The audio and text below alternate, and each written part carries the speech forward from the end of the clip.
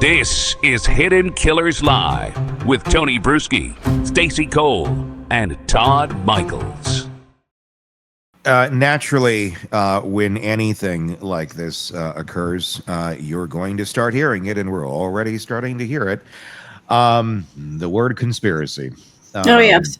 And I'm not jumping on the bandwagon of this, but we're already starting to see that. Let's talk a little bit about that in a 10,000-foot overview when it comes to major events like this that seem to change history in some way, shape, or form. Why do we go down the road of conspiracy? Is it because sometimes that turns out to be right, or lack of information, or we don't know what's right? I mean, there's still many conspiracies of things from JFK. There's still it's one person believes this, one person believes that. Where do we go in a society with conspiracy on a topic like this? Because I look at some and it's not hard to go, well, I mean, that could kind of make some sense over here, depending on what that specific conspiracy is. But we're very quick to jump to that, it seems. Yeah. People love conspiracies because it gives them a reason for things. And I think it's another thing about our brain. We don't like ambiguity. We don't like understanding things. It feels scary. And so when you can come up with a theory, even a weird theory, but this is what's going on, this is what happened, I understand it now, I've got this special knowledge, I can make sense of it, people get a sense of satisfaction out of that. I think that's at least one element. Satisfaction, and I'm going to also say control too, because when you feel powerless and you don't know what's going on, yes, is it an escape from? That's the thing with conspiracy theories. Sometimes it's I get it's an escapism to a certain extent, if it's not real, but. Sometimes the idea of the conspiracy being carried out to the level to which a conspiracy would need to be carried out is far scarier than the actual act of what took place in many situations. And I think the other element of that is people enjoy on some perverse level. I mean, why do people still believe that Bigfoot exists and that they're in danger of Bigfoot when they go out on a camping trip? I mean, people sort of like being scared sometimes. Yeah. There's a sense of pleasure in that. Look at this terrible thing that's going on and we're all in danger from it. And whether it's aliens coming to, all the great stories about alien conspiracies and all of that, there are still people very invested in that. And conspiracies, yes, it gives people a sense of control. It gives them a sense of excitement. And then sometimes this sense of a little self-esteem boost of, I know the truth and everybody else doesn't, but I've got it. And so I'm special. Do we just need hobbies? Do we need something else to focus on instead of focusing on, all of these weird tribes that we've all gotten to be part of? Do we need to go join a biking group? Do we need what do we need to do? Hell yes. Take jujitsu. Take belly dance. Get out in your garden. I've been doing the belly dancing a lot. I am doing the jujitsu. I'm going to perform for everyone right now. Oh, I think we all gosh. Do it, Tony. I'll go get some dollar bills. I'm doing belly dancing, but I want to move to jujitsu with Stacey. I think that would be very good therapy. Hey, let me tell you, you can meet some hot guys there too. Well, there you go. Yeah. I think I talk a lot with people about having a balanced life, and a balanced life incorporates physical activity. It incorporates taking care of your health, getting your medical problems resolved, taking care of your teeth, all these self-care things. And that takes a lot of time. The older we get, just staying alive and healthy takes time. And people neglect that. They go downhill. Their thyroid level, we've been talking about thyroid this week, their thyroid levels can get off and they don't feel their best. And then social activities, we need to be with people who make us laugh. Yeah. We need to find joy. And if we're not, we need to have love in our lives. If it's the love of our pets, volunteering is so good for people. Not that we all, if we're working full time, we don't have a lot of time to volunteer, but something where you're doing something altruistic out in the world. And when you've got all these different activities that are healthy, that are positive, that are supporting your life, you feel better, you do better, you're thinking clearly. And then if you want to make a difference in the world and the political system in some way, you're in a much better headspace for doing it in a healthy, collaborative, problem-solving way and getting out of that amygdala rage reaction. I think there's a lot of, I wouldn't say almost like a feeling of hopelessness. A lot of people share in things like this and events when things like this happen. And I would say for me, I mean, I do kind of feel that in some ways, because I think at the end of the day, the folks that maybe we used to look to de-escalate this stuff or be the grown-up in the room and try and collectively, bring us together, it doesn't exist anymore. I mean, the first thing we saw on so many things yesterday was more hate. And it's like, why are, where did the grown-ups in the room go? Why are we the people who used to be there? I'm talking about political figures and such that, no matter what side you're on of this, and I'll tell you what, I saw far more people that would have, theoretically, or agreed with Charlie Kirk's beliefs that were jumping on and saying really horrible shit again yesterday. More than you would, the opposite direction, but everybody was screaming, the other side is saying this when this side is saying this. And it's like, can we just stop? Can we just stop saying horrible shit to each other? And can we de-escalate? And that's where the hopelessness comes in, because it's this, you look for some sort of light and it's just clash. And I feel like that's gone. That safety net, that grown up in the room. Nobody's the grown up in the room anymore. We're all just sitting here ready to scream at each other. And when that's the answer, and the calming voices of reason seem to no longer exist in the places of power where they should, it's a real scary place. And it does feel kind of hopeless when things like this happen. It's really hard for people. People are all struggling with that. I struggle with that. At what point do I go to acceptance and seeing that in my lifetime, I maybe never will see the country that I envision, that I want. And that's a sad thing. So I think there's a lot of grief going on for people, a lot of depression, a lot of anxiety. And when I go to medical appointments now, and, it's a dentist recently who wanted to know what I do for a living. I said, I'm a therapist. And as he had his hands in my mouth, he was venting about politics and asking me questions. Why is this happening? What do we do? And I'm like, No, it's a great time for conversation, isn't it? I know. I'm like, I really want to answer your questions, but you got your hands in my mouth right now working on that crown.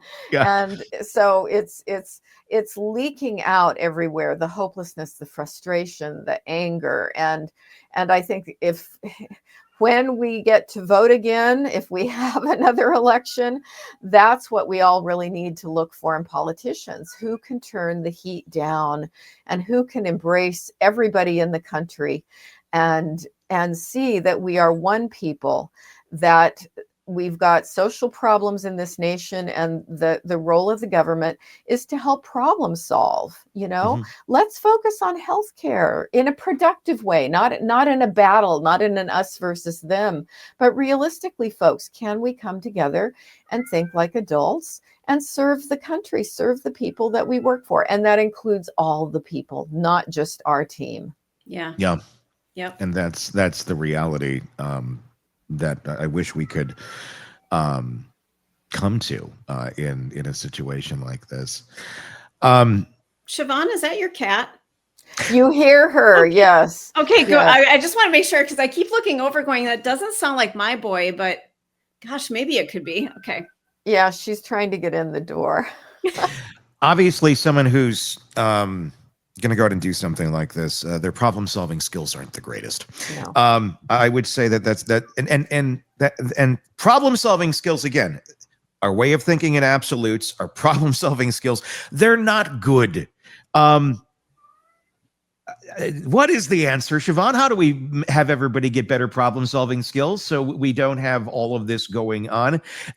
Is it, and maybe it's more trying to identify what our problems are, and identifying what are our real immediate problems directly in front of us that we can control and that we can, be a part of. I mean, it kind of goes back to like the serenity prayer to a certain extent, of just having the knowledge to be in control what we can control.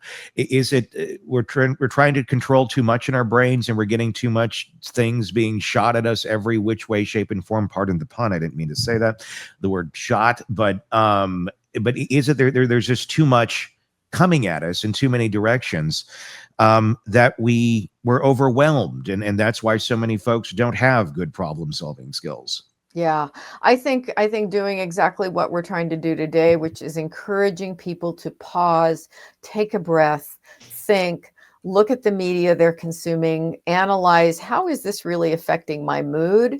Is this helping anything? Or am I just becoming part of the problem, part of that us-them battle? And I think that I try to work on teaching people about their brain, using their thinking brain. I feel like I'm playing preschool a lot of the time, preschool teacher, with just trying to explain things to people. And when I see people really agitated, writing in some fashion, if it's on Facebook or Instagram or whatever, it's like, let's try to get out of that us them. We're all Americans. We're all in this together, and we're not enemies. We don't have to look at it that way. And so that's one of my goals. One of the reasons I do social media, yes, I like to keep people laughing with strange humor and memes, because I think laughter helps de-escalate that anger. So there really is a strategy behind that.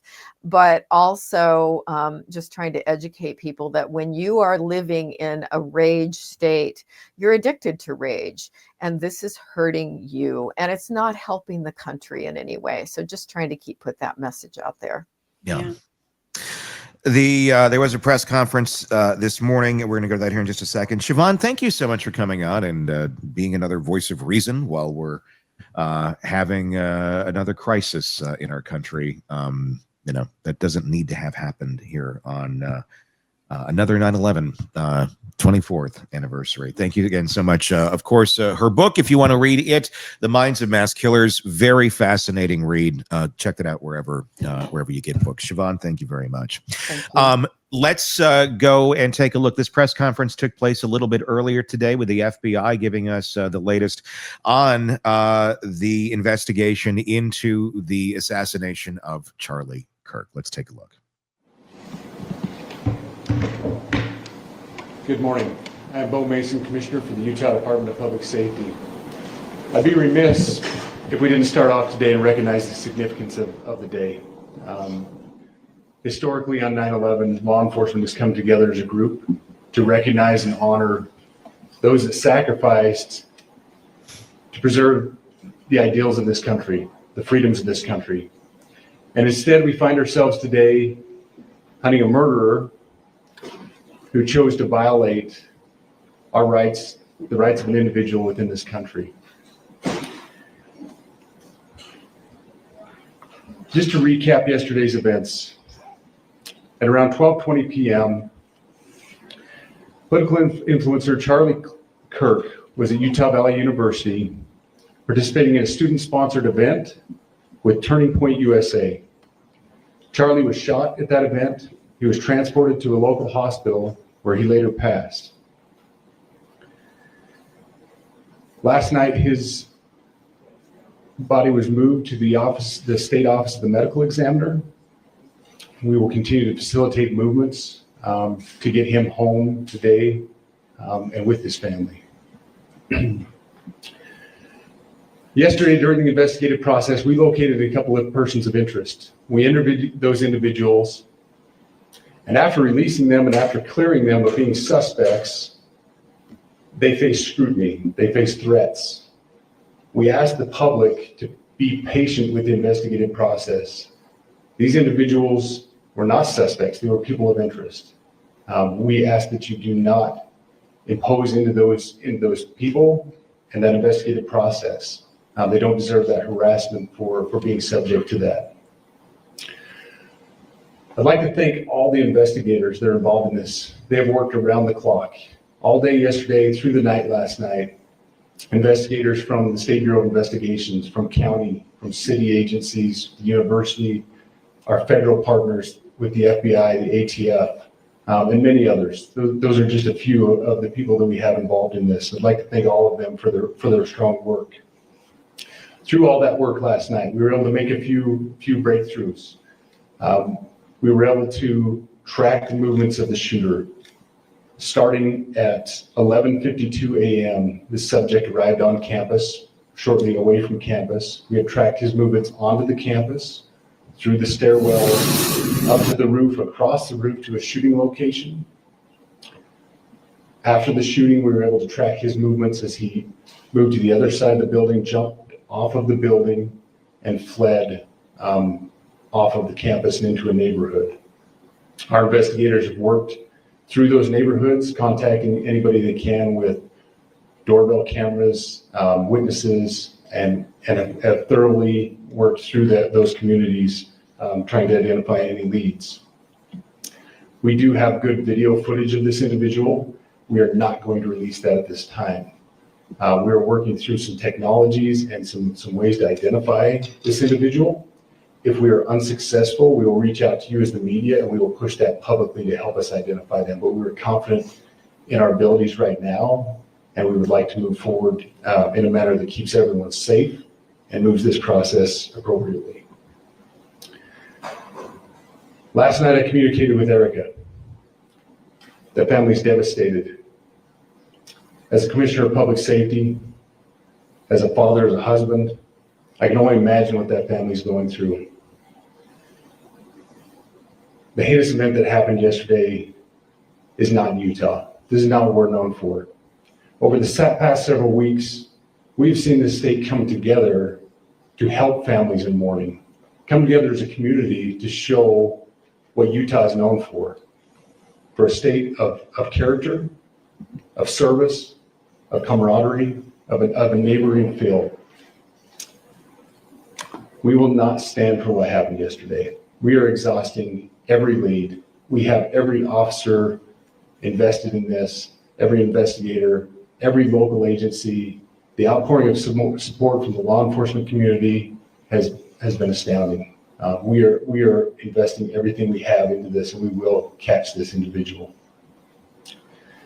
Having walked through the crime scene, through the hallways of this school, through the classrooms, I can't imagine what the people on scene felt as well. A horrific event where some of them barricaded in classrooms, some of them ran in fear. Can't overstate the tragedy and the horrific event that yesterday was, and how we will work to bring to justice the actions of one individual or any other individuals that assisted in that. Our state has gone through a lot, and we will come out successful. With that, I'll turn the time over to Special Agent Bowles. Good morning. My name is Robert Bowles, and I am the Special Agent in charge of the Salt Lake Field Office. Following yesterday's tragic shooting of Charlie Kirk, FBI agents have been working around the clock in coordination with our law enforcement partners. We are and will continue to work nonstop until we find the person that has committed this heinous crime and find out why they did it. This morning, I can tell you that we have recovered what we believe is the weapon that was used in yesterday's shooting. It is a high-powered bolt-action rifle.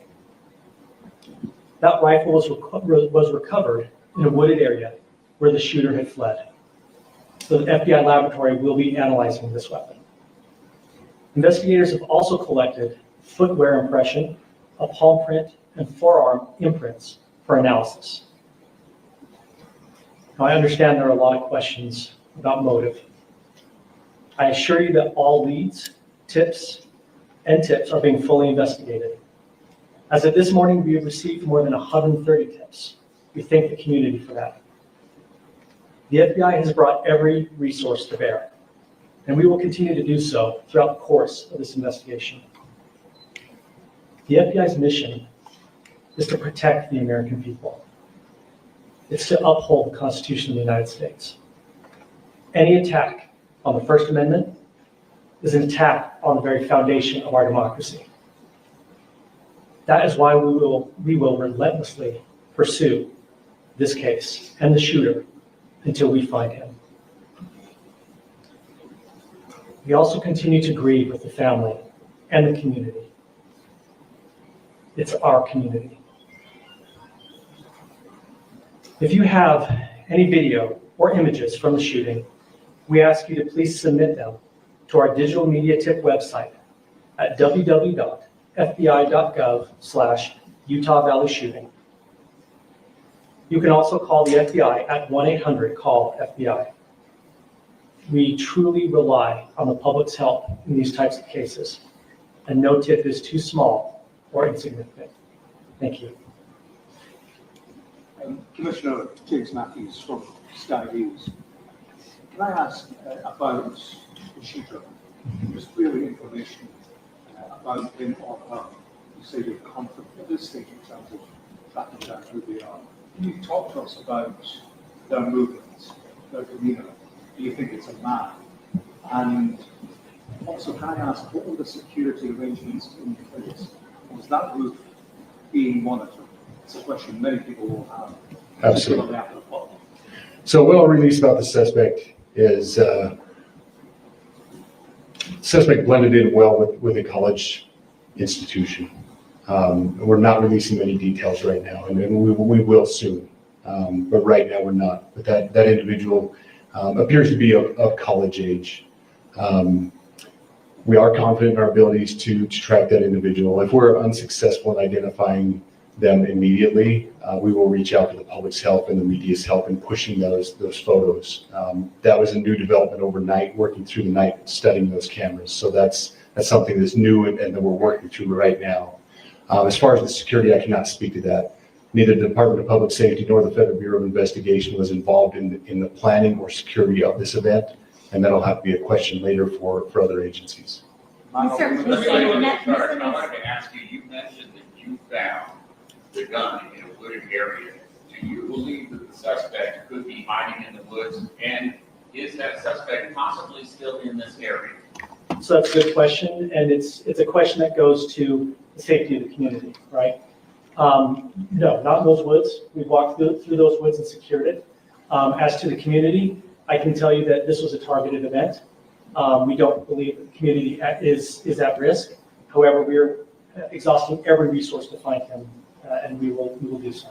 Assassination balls never speak with the BBC. From the images you have, can you see clearly the suspect's face? You say he's college age. You believe he was from this university. And how far do you think he may have gone in this time span? So I can't comment specifically on his face or any details such as that, as it's continuing to be a part of the investigation. And again, we'll release that shortly. However, we're doing everything we can to find him, and we're not sure how far he has gone yet. But you have a clear image of his face? We have images of the suspect. So, can you trace the gun to the owner? That you've been able to recover, do you believe you know this person is the person that you're looking for at this point? Again, as part of the investigation, we're not releasing any details such as that. Right? Any fingerprints or DNA? We are exhausting all of our resources to be able to collect those, but that's again part of the investigation. Have you been able to trace back the owner of the gun? Excuse me? You said you found the weapon. Have you been able to trace back the owner of that weapon or who purchased it? We are working on that, but again, part of the investigation that I can't. Agent Bowles, there's been a lot of turnover at the FBI. Do you think that's impacting the investigation at all? Not at all. We've got complete and total support from everyone from director on down, and it's been an incredible supportive environment so far. Our tweets like the one yesterday useful though, where we announced that there's a suspect in custody? All I can say is that we're working the investigation the best we have with the environment we're given. Those are all the questions for right now. Want more on this case and others? Then press subscribe now and don't miss a moment of true crime coverage from Tony Brueski and the Hidden Killers podcast.